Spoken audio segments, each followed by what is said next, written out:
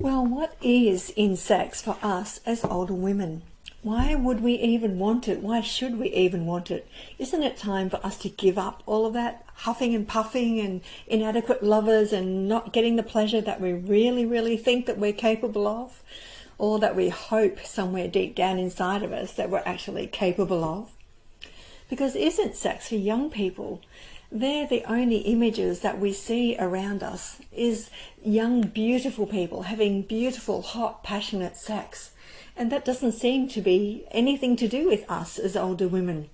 We're not as juicy, and we're not as young, and we're not as perfect as what we used to be.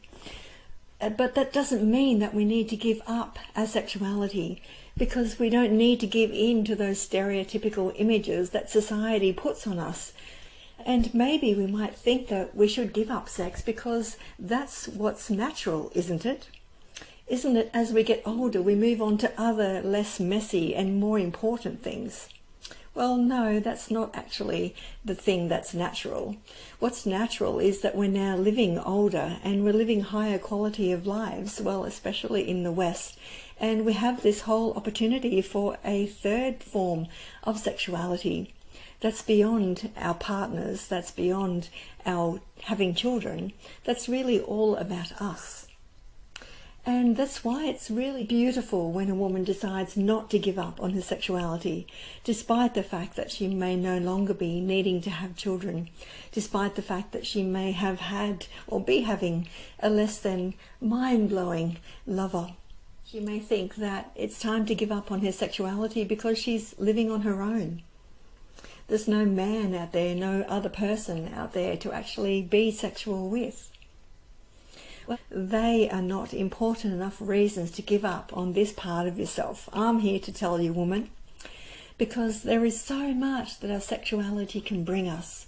When we stop thinking of it as something deep, dark, down inside of us that's an itch to be scratched when we're in the bed, in the dark, with a partner, at night, and it only happens in our genitals.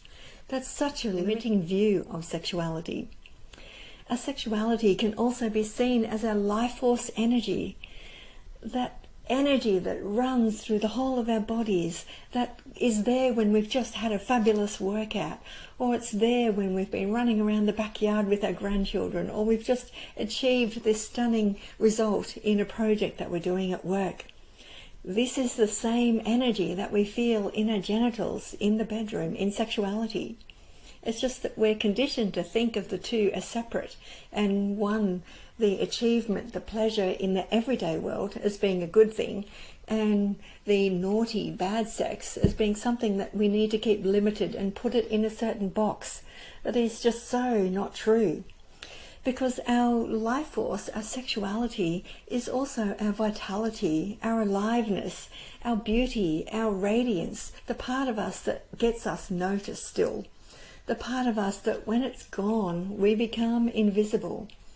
The part of us that when we let it go and think that it's just too hard, makes us less empowered, takes away some of our voice, takes away some of our impact. To sexual energy run also keeps us healthy. It keeps our muscles exercised. It keeps our hormones in good nick. It also keeps our neurotransmitters and all those other little chemicals that make us feel good, keeps them in optimal order, so that when we have an experience, whether it's sexual or not, we're fully engaged in it, we're fully alive. And it also inspires us to be more interested and engaged in life, not just in sex, but in every aspect of life. It keeps our curiosity happening. When we're curious about what's happening inside our bodies, we're curious about life. Keeping our sexuality alive is a wonderful way of loving ourselves. We often wonder, how is it that we should love ourselves? Is it another chore that we have to fit into our already busy day? No, it's not. It's actually a motivation. Taking the time to feel pleasure in our bodies is actually loving ourselves. It's a radical act of self-acceptance, believing that we have the right to feel good, to feel pleasure, to feel alive, to feel, oh, yes, to feel good. And not only that, but our sexual energy, when we have access to it, when we have access to our full-bodied pleasure, our deepest expression of our sexuality, it also allows us to access our deepest truth, our intuitive intelligence that helps us to know who we are as women, who we are as our unique human self, whatever our particular version of that is. It shows us who we are when we're deeply connected with ourselves. And that's where we need to be if we want to experience pleasure that is beyond just scratching our itch, beyond just relying on our hormones for pleasure. Because our hormones, they're not, as older women in particular, they're not so there as they used to be. We get into the bedroom and we kind of think, what's going on down there? My body doesn't work anymore as it used to. What's going on here? And it must be gone. That's so absolutely not true. It's just different, that's all.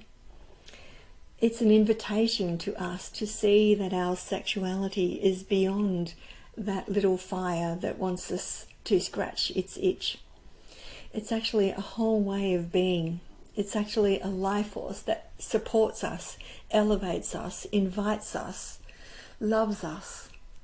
And it's really something that's worth taking a little bit of time in our ordinary, everyday, busy, too much other stuff lives. It's so worth taking the time to say yes to this part of ourselves.